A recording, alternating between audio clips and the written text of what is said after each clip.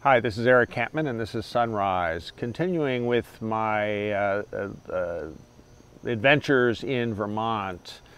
At another time, I was going to spend about 3 nights on the trail, and I got a lift from a friend who let me off at the base of Bromley Mountain. Bromley's pretty well known as a ski mountain, but in the summertime it's a very nice hike up. On the way up there were thunderstorms, but they didn't really bother me. I was still in the woods. When I got to the top of Bromley, there is a lot of ski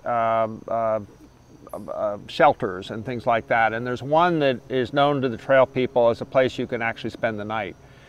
Now I got there around dusk and went into the shelter, or it was really a large room, no beds in it. It wasn't really meant for hikers, but I thought, yeah, what a great place. I don't have to put up a tent.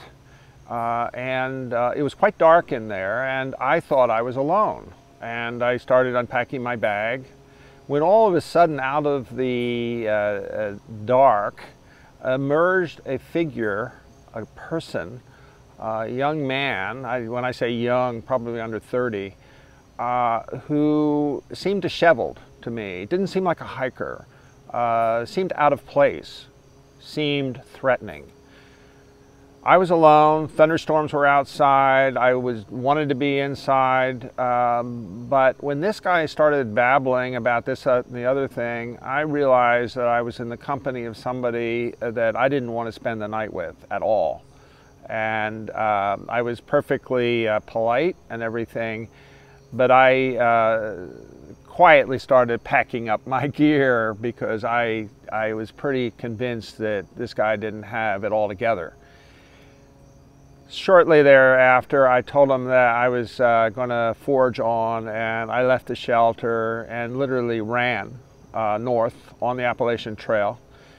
Got about 1.5 miles away, got off the woods, got off the trail into the woods, and finally set up my tent and went to bed, but with a certain amount of trepidation, because it's funny what will go on in your head when you're alone and you encounter something like this. You feel that you're being followed. I mean, all of these suspicions and fears start kind of entering in your consciousness.